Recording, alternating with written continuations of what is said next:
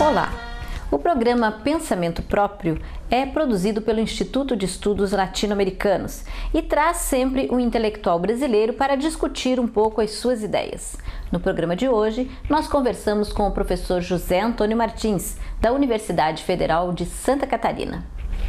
Professor Martins, é uma honra recebê-lo. Primeiro, eu gostaria que o senhor falasse da experiência do Boletim de Crítica Econômica que o senhor edita já há 27 anos. Como ele nasce? Ele nasce num local em São Paulo chamado Núcleo de Educação Popular 13 de Maio, que é um núcleo que faz formação, cursos de formação de base, no Brasil todo. Tem monitores do 13 de Maio no Brasil todo, inclusive Santa Catarina. Outros professores aqui da UFSC também são monitores e dão esses cursos de formação. Agora, eu me integrei ao 13 de Maio mais para fazer, digamos, que eles me solicitaram isso em 1987, me solicitaram para ir lá uma vez por semana, quinta-feira à noite, para fazer análise de conjuntura econômica com os trabalhadores, operários principalmente, que vinham não só de São Paulo, mas da Grande São Paulo, Campinas, Baixada Santista, etc. E ali a gente fazia análise da conjuntura e até que isso geralmente eu levava por escrito, né, um boletim, né, distribuía. O pessoal falou, Martins, por que a gente não espalha isso, né? Não divulga? Eu falei, então vamos divulgar. E começou. Isso então há quase 27 anos, né?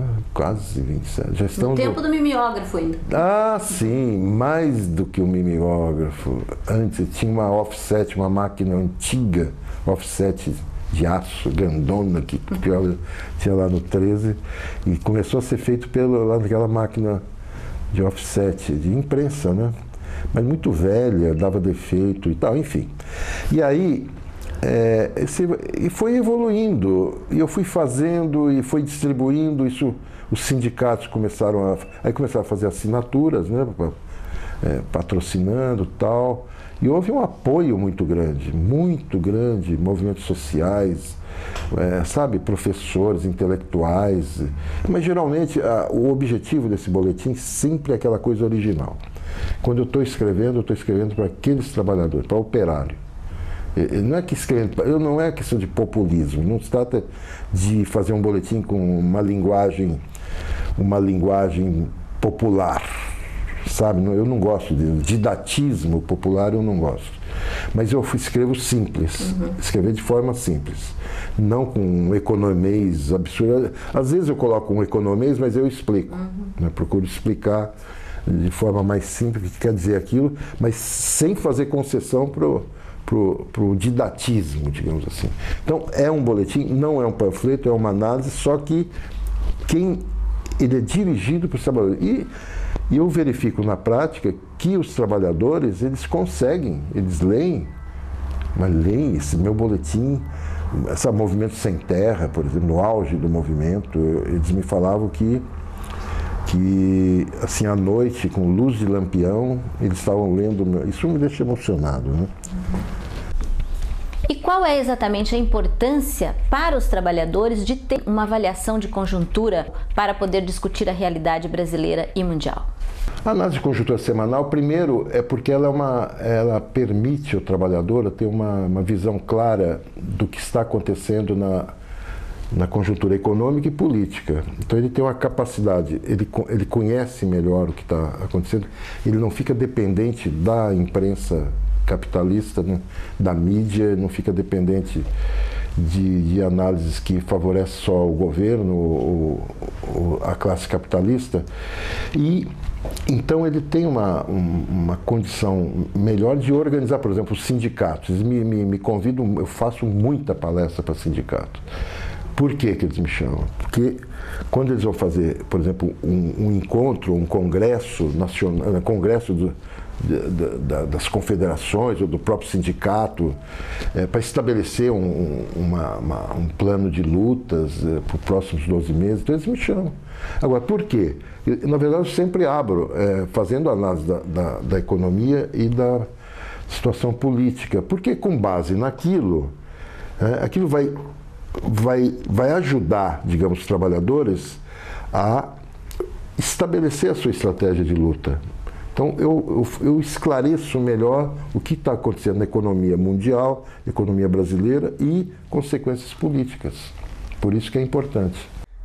Qual é a análise que o senhor faz sobre essa situação que vive o mundo hoje, né? A Primavera Árabe nos países do Oriente Médio, o levante dos trabalhadores na Europa, a situação de crescimento econômico no Brasil. Comente um pouco essa situação. Eu sou um dos maiores estudiosos, vamos dizer assim, do que a gente chama de ciclos econômicos e crises, teoria das crises. Eu acompanho, então, mas antes até de começar a fazer esse boletim, eu comecei a dar aula na Fundação Getúlio Vargas. Quando eu voltei da Europa, que eu fiz o mestrado e doutorado lá, em 77 eu comecei a dar aula na Fundação Getúlio Vargas, né? E eu comecei dando aula de economia internacional. E aí a economia internacional me levou à compreensão de que a dinâmica da economia internacional era dada pelos ciclos econômicos, os ciclos de expansão, desaceleração e tendência à crise. Então as crises, aí eu me aprofundei muito no estudo da teoria das crises e dos ciclos econômicos. Então o que eu percebo, teoricamente, os ciclos periódicos de superprodução de capital. E, ao mesmo tempo, isso vai dar dinâmica para a economia mundial e, consequentemente, como um bom materialista, vamos dizer, procurando ser, a economia determinando a geopolítica, né? Quer dizer, a base material determinando a política e a geopolítica. Eu tenho sido muito bem sucedido, né, digamos, utilizando esses fundamentos teóricos, muito bem sucedido para fazer análise da realidade, né? Então a gente tem que ver o que está acontecendo no mundo em termos de economia e geopolítica. Nós temos que partir do problema da situação econômica. E a situação econômica, como eu disse antes, é a situação do ciclo econômico e da perspectiva de crise econômica, né? Então, nesse momento, assim, só para resumir, eu vejo a economia mundial recuperou, não está em crise. Não vejo crise permanente. Não existe crise permanente para o capital. Para o capital. Não, você pode ter para o trabalhador, né? Mas mesmo aí também não é, a gente tem que fazer uma análise, não fazer análise moralista da coisa. Nós temos que fazer análise objetiva de como funciona o Estado capitalista. Não interessa, no nosso caso, nesse momento, fazer críticas morais, tá? De que, enfim. Então, uma análise do Estado capitalista hoje mostra que, bom, não há crise permanente, como alguns colocam. A gente debate muito isso. Eu sou um dos poucos que ainda mantém essa posição de que existe uma crise periódica, né, de superprodução de capital, exatamente aquilo que está na teoria, em termos teóricos, né, o que Marx desenvolve, né? Então são crises que duram, períodos que duram mais ou menos 6 anos, expansão de 4 a 5 anos, depois tendência, desaceleração e crise. Tendência. Então, uma superprodução de capital que leva a essa tendência à crise periódica. Bom, então, em 2008, 2009, houve um choque muito forte, né? Um período de crise, que poderia se transformar numa crise geral. Foi uma crise parcial, já atingiu o coração do sistema, pela primeira vez no pós-guerra. O choque cíclico atinge os Estados Unidos e a Alemanha. O Japão já tinha atingido nos anos 90, mas o Japão se segurou, né, falando dos 3 grandes dominantes, né? Mas nesse 2008, 2009, é um choque extremamente pesado, muito mais pesado do que foi em 2001, 2002, tá? Então os choques, eles se sucedem periodicamente, mas com um peso cada vez maior. Ou seja, a superprodução é maior e a superação dessa superprodução pela classe capitalista exige, digamos, medidas políticas e sociais muito mais pesadas. Ou seja, os ciclos econômicos, o capital ele consegue se recuperar aumentando duas coisas: a exploração da classe operária, a produtividade, etc., e a exploração imperialista. Então ele precisa, essas duas coisas, aumentar a exploração da classe operária mundial, incluindo os Estados Unidos, Alemanha, Japão, e a exploração imperialista. Então isso vai aparecer, essas duas explorações básicas do regime capitalista e imperialista, vai aparecer de forma muito clara nas diversas regiões do mundo hoje. Na Europa, a crise do euro é resultado desse movimento, dessa dinâmica. A crise na governabilidade imperialista no Oriente Médio, na Ásia, né? Eu chamo aquilo de está havendo dificuldades para o imperialismo manter a mesma estrutura de dominação que eles tinham estabelecido num longo período, né, no pós-guerra no Oriente Médio. A dominação imperialista na Europa também, né, a OTAN, aquela política, a política dos Estados Unidos para a Europa, a organização mesmo da União Europeia como uma ação do imperialismo norte-americano na Europa, né, tudo no sentido de governabilidade, manter a governabilidade imperialista.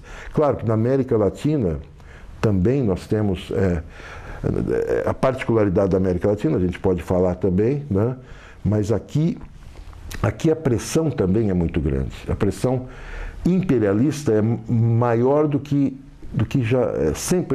sempre foi, né? Então nós vivemos na América Latina uma situação também, digamos, de aumento da pressão e das tensões sociais, que pode até ainda não estar aparecendo em toda sua dimensão, mas nós já temos na América Latina uma situação quase insustentável de governabilidade. Quando eu falo governabilidade, é um enfraquecimento muito grande dos estados frágeis. Vão aparecer, por exemplo, na Europa, você tem a Grécia. A Grécia aparece hoje como um estado frágil, que não consegue mais se governar. A própria Portugal, Espanha, tendendo para a Itália, Irlanda. Mas, enfim, você tem uma crise de governabilidade hoje no mundo, porque o grau de violência, de exploração do capital é muito elevado, esse grau, né? E aí você tem dificuldades da burguesias nacionais de organizar o seu Estado. O senhor diria então que toda essa situação que a mídia mostra, tanto na Europa, no Oriente Médio, como uma grande crise, seria, na verdade, a reorganização do capitalismo? Eu diria o seguinte, não há... Veja, falar de crise econômica mundial nesse momento é um exagero. Por quê? A indústria capitalista está funcionando e está expandindo no mundo, né? Está se expandindo. Então não há quebradeira de indústria. O sistema financeiro, existe uma crise financeira, uma crise do crédito público, mas só que foi estancada com essa recuperação da produção a partir do segundo trimestre de 2009 para o terceiro.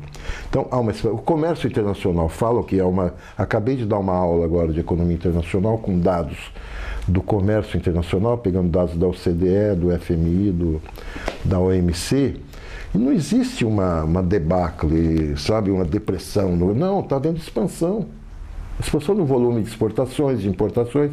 Agora, existe o que eu chamo, estou colocando no boletim atualmente, certas macro tendências, coisas novas, que estão surgindo nesse ciclo. Na própria recuperação do capital, Existem certas macro tendências. Então não há crise econômica mundial no sentido está tudo parando, isso aí muita gente fala, até o governo brasileiro fala, para justificar uma situação particular do Brasil e dos BRICS, né, que falavam tanto desses BRICS, de repente eles começam a perder o brilho, né? Não só o Brasil, como a China, aí está caindo, a produção industrial cai, está desacelerando, né? Não está caindo, está desacelerando no Brasil, na China, na Índia, mas aí é uma outra, aí é uma macro tendência que eu verifico no seguinte sentido, existe macro, por exemplo, desemprego. Há um grau de desemprego muito elevado. Agora, o desemprego dos trabalhadores não quer dizer que seja ruim para o capital. Esse que é o problema. O pessoal está sempre querendo assimilar, digamos, haver um entendimento entre trabalho e capital. Não.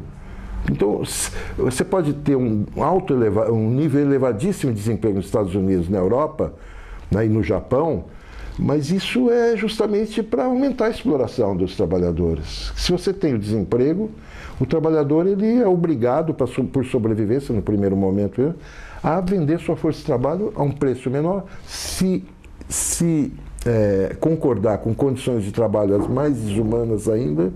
Então o desemprego é uma macro tendência. O desemprego vai ficar. Isso não é neutro, né?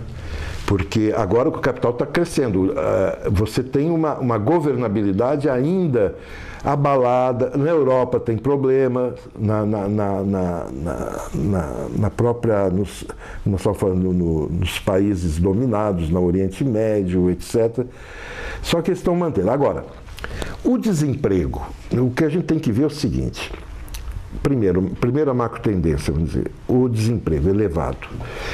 Pela primeira vez no pós-guerra, você tem um ciclo econômico em que você tem expansão e mantém o nível de desemprego. Agora, daqui 2 anos aproximadamente, você vai ter um choque muito mais pesado do que foi em 2008, 2009. Ou seja, vai ser uma tendência à queda, a uma crise geral no sistema capitalista. E aí, a classe capitalista vai defrontar a crise do capital e uma situação social de desemprego que vai ser, quer dizer, imagina nos Estados Unidos, hoje é 8,2 a desemprego oficial, né?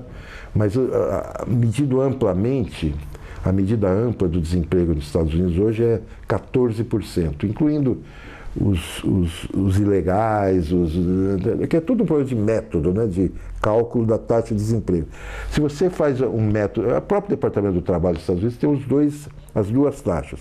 O mais restrito é 8,2, mas quando eles ampliam a base dos desempregados, né, aqueles dos desalentos que não entram lá, você vai para 14%, quase 15% da população trabalhadora nos Estados Unidos desempregado. Então, com o próximo choque, esses 14% podem chegar nos 25%.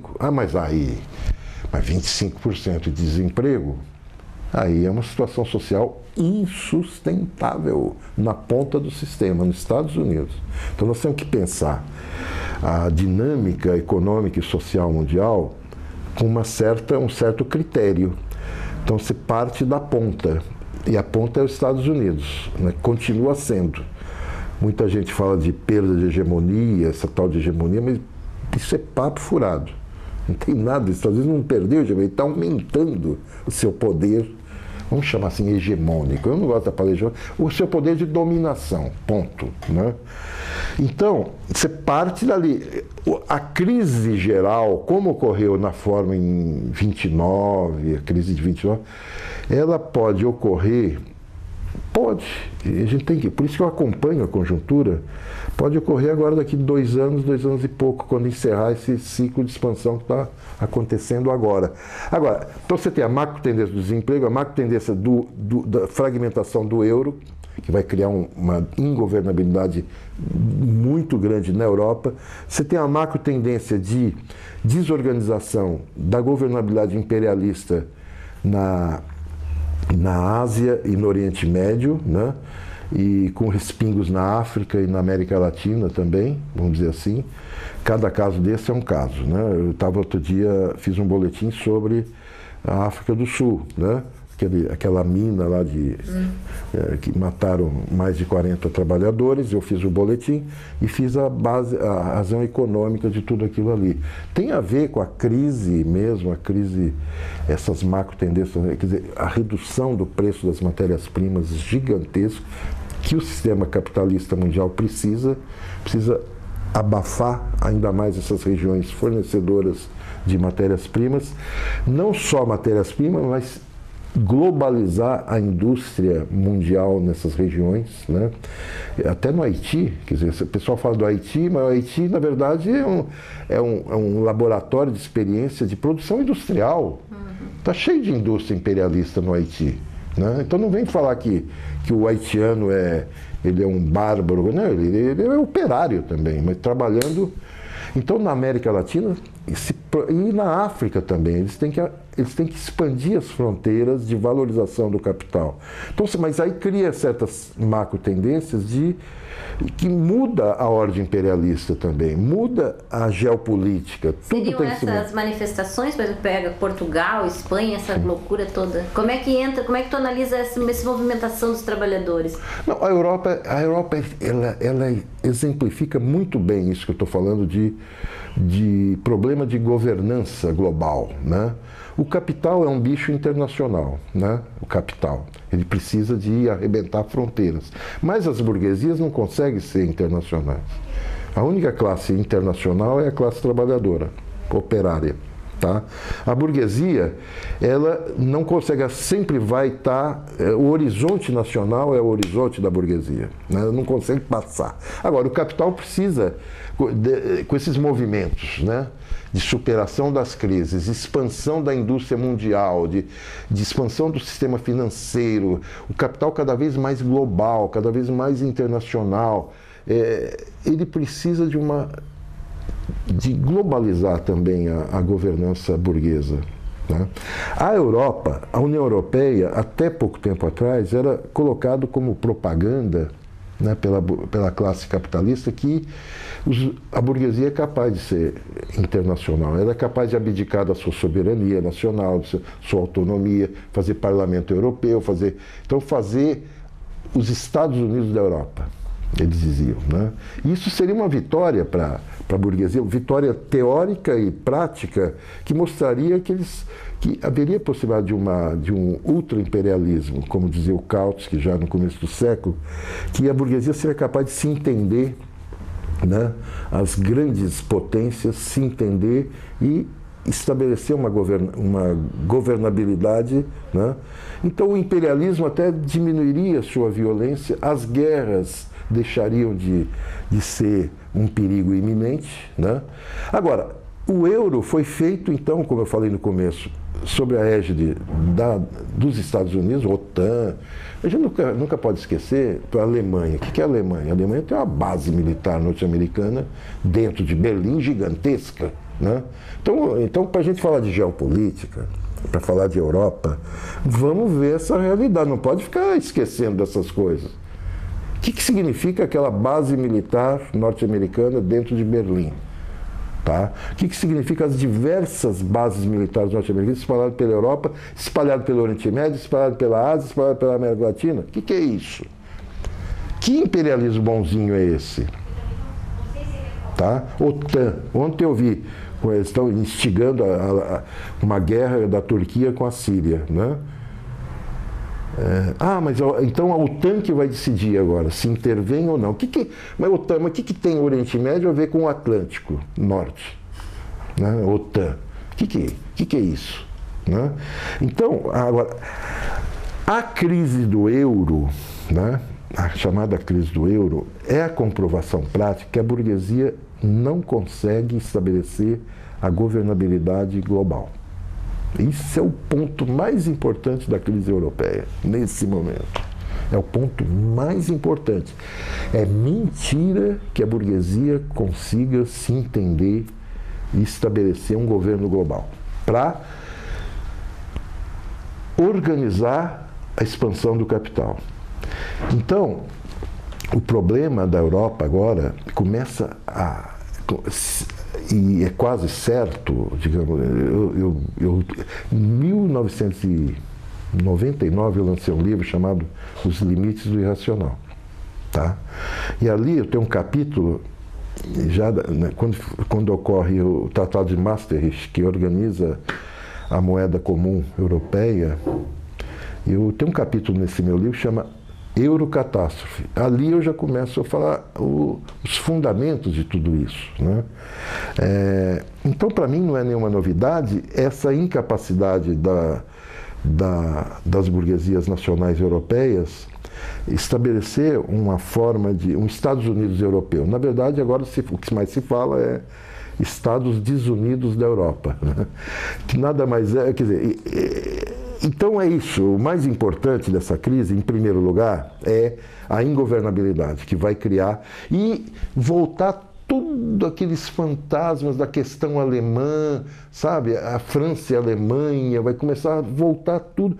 E os Estados Unidos não vai ser capaz, essa OTAN, aquelas bases militares, a estratégia geopolítica norte-americana para a Europa no pós-guerra, que vigorava até agora, mesmo com a queda do Muro de Berlim e tal, vigorava a mesma estratégia, né? Isso aí não vai funcionar mais. Então nós vamos ter, na Europa, com um choque forte que vem daqui 2 anos, na Europa nós vamos ter a possibilidade de revoluções. Estou organizando aqui, eu participei de um livro que acabou de ser publicado em Portugal, com a minha querida amiga Raquel Varela, que é professora na Universidade Livre de Lisboa, e ela é especialista em história dos movimentos sociais, mas além disso é uma grande militante, revolucionária, né? E é professora. Então vamos falar que ela é uma professora acadêmica, né? E ela vem no Brasil lançar o livro que eu participo com um texto, né? Sobre esse problema todo aí de Estado, crise, e eu convidei ela para a gente fazer uma discussão aqui na UFSC, e o título provisório do nosso debate vai ser Crise do Euro, Ingovernabilidade Imperialista e Possibilidades de Revolução. Esse é o título. Então vamos pegar a Raquel, ela está vivendo a situação na Europa, ela vive circulando pela Europa, vive pela Alemanha, Holanda, Inglaterra, vai para a Grécia. Então ela está. Em Portugal ela é uma grande líder, né, das manifestações em Lisboa, ela é uma liderança, então ela vem com cheiro de pólvora aí, né? Vamos fazer uma discussão sobre essa questão da Europa. A gente vê, né, através da mídia, enfim, a mobilização, né, Portugal, Espanha, a própria Grécia, já há 5 anos indo para a rua, milhões e milhões de pessoas. O que acontece que essa multidão não muda, né, a situação? Quer dizer, tu achas que é mesmo um processo e que esse processo vai se aprofundar nos próximos anos? Por isso que é importante a economia. Nós voltamos para o início. O problema da governabilidade depende da economia, para a burguesia. Depende da economia. Se a economia... Você pode estar com a economia ruim na Grécia, e se realmente está havendo queda da produção industrial de 5%, queda na produção industrial em Portugal, queda na produção... O desemprego veja a Espanha, mais do que a Grécia. Espanha, que é um povo que sempre foi revolucionário, um povo, né, combativo, você tem desemprego de 25% oficial, 50% a juventude. O que é juventude? Cara de 16 a 25. Então você tem situações sociais terríveis em certos países da Europa. Grécia, Espanha, Portugal, Irlanda, a própria Itália já está, né? Enfim. O problema é que a Alemanha está muito bem. A potência imperialista na área europeia, que é a Alemanha, que na verdade ela que controla, o sinal do euro, o euro é um câmbio fixo, não vamos discutir essa coisa, mas a Alemanha que controla, a Alemanha está muito bem, crescendo a indústria, crescendo as suas exportações, não tem desemprego alto na Alemanha, tudo bem, os trabalhadores estão se ferrando, né, mas estão empregados. Então veja, resumindo a história, até eu falei com a Raquel outro dia sobre isso, né? Mais ou menos uma pergunta, nós estávamos discutindo essa pergunta que você me fez. Então é claro que ela interessa para o militante revolucionário saber sabe, qual a estratégia nesse momento? Aí, por isso que a economia é importante. Eu falei, o negócio é o seguinte, Raquel, o movimento social na Grécia, na Espanha, em Portugal, ele vai com uma tendência a se aquecer, a aumentar, mas uma tendência contida, porque eles estão controlando ainda. Sabe, a União Europeia, quer dizer, quando se reúne lá o Banco Central, eles ainda acham, eles se entendem. Os Estados Unidos mantêm, digamos, a presença, a Alemanha solta um pouco, sabe, eles estão ainda controlando. Então, por que não explode a Grécia? A revolução na Grécia? Porque o Estado capitalista ainda está com governabilidade, seja na Grécia e principalmente na Europa. Tá? E o imperialismo ainda tem força. Israel está forte, sabe? As frotas norte-americanas estão navegando com muita rapidez. Isso tudo tende a enfraquecer no momento de uma crise geral. Tende a haver uma ingovernabilidade, uma incapacidade dos governos na Europa, sabe, o que aconteceu na Argentina em 2001, caía um presidente por semana, você punha o presidente, ele caía, isso é ingovernabilidade. E professor Martins, e o Brasil nesse universo todo? Quer dizer, a gente vive o dia inteiro ouvindo na televisão, estamos crescendo, estamos bem, explodindo a economia. Como é que o senhor coloca o Brasil na conjuntura? O Brasil eu coloco na conjuntura o seguinte, o Brasil é um país dominado, né? Esse papo de quinta economia mundial, isso é uma mistificação muito grande, mas vamos deixar isso para lá. Objetivamente, existe um grande interesse dos Estados Unidos de garantir a governabilidade no Brasil. Então, a política externa do imperialismo principalmente na virada, na virada do século passado para cá, com o final do governo, já no governo do Fernando Henrique e depois, principalmente nos governos do PT, há uma determinação muito clara do Departamento de Estado norte-americano de sustentar a governabilidade, a burguesia brasileira, os capitalistas brasileiros, sustentar de várias maneiras. Primeiro, economicamente, tá? Então, uma disposição muito grande dos Estados Unidos de garantir entrada de recursos, investimentos externos aqui e tal.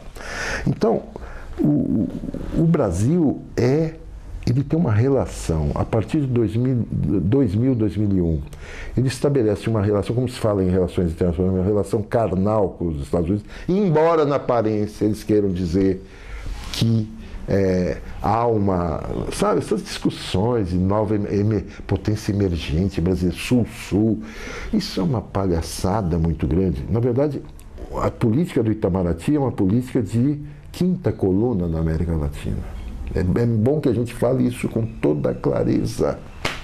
Eles são quinta coluna do Departamento de Estado aqui. O Itamaraty. O Itamaraty já foi até melhor no passado. Por incrível que pareça, até na época do Silveirinha, da ditadura, né? Quando fez aliança, foi o primeiro a reconhecer o governo de Angola, papapá. Naquele momento, o Itamaraty tinha um pouquinho mais de vergonha, digamos, né? Mas depois à medida que as crises foram crescendo tal, na economia brasileira, inclusive com a queda da ditadura tal, foi havendo uma aproximação, um acomodamento, digamos, da política externa do Itamaraty com respeito às ações imperialistas dos Estados Unidos na América Latina. Então, os Estados Unidos têm uma visão estratégica da América Latina muito clara. Eles têm muito mais claro do que nós, que achamos que estamos defendendo aí, né, os interesses.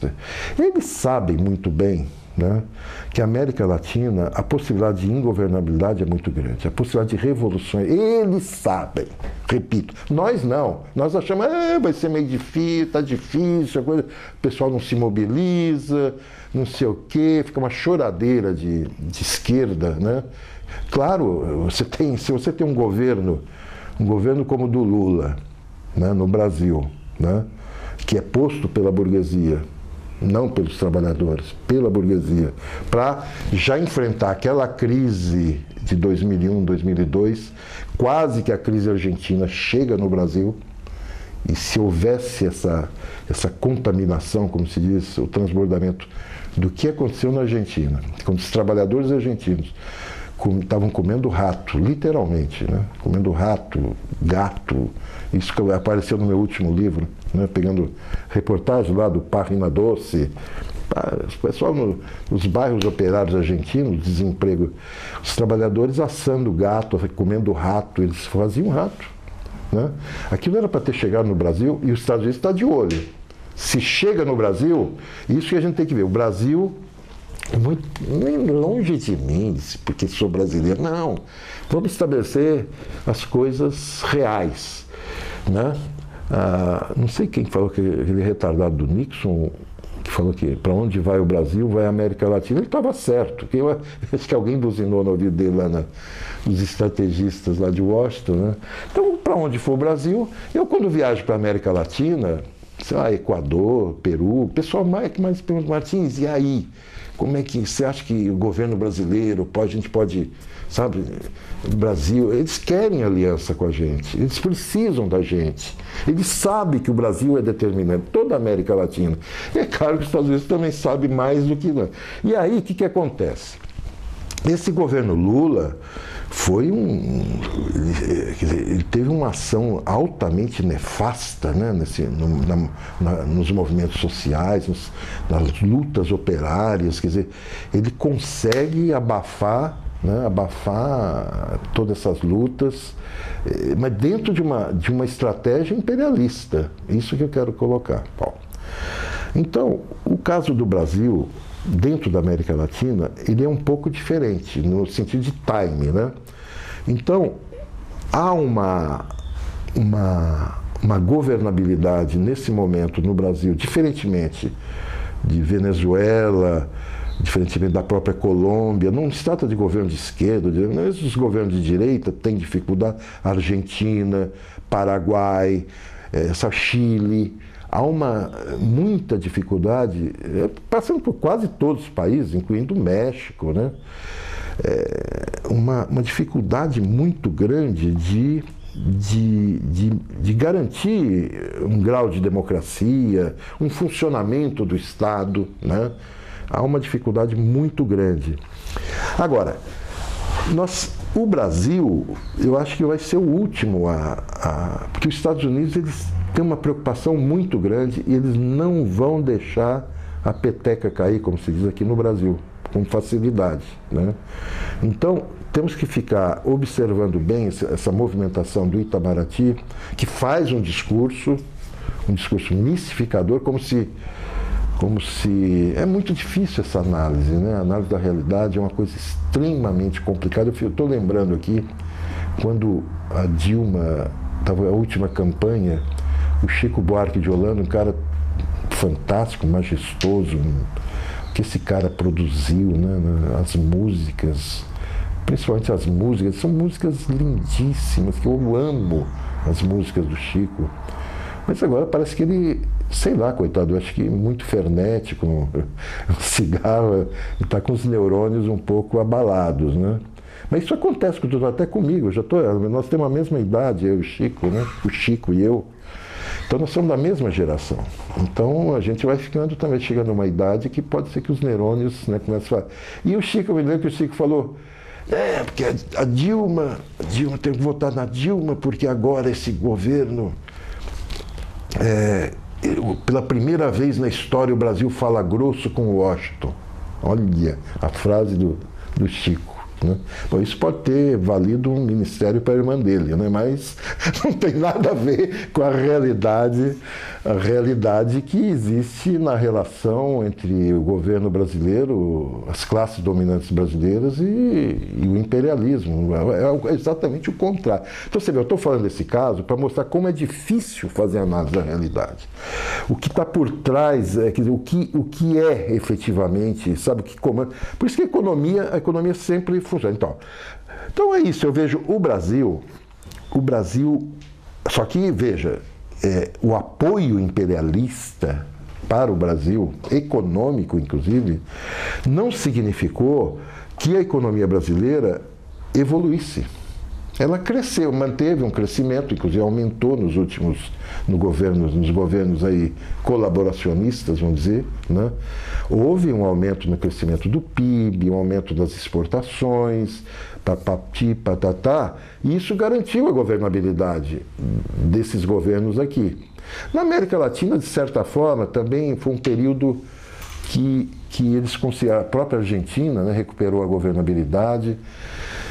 Agora, depois da última crise, a América Latina sente o baque, um baque maior. Então, aquela realidade de expansão que houve de 2003 até 2008, né, essa realidade já está mudando. Então, a Argentina está em convulsão.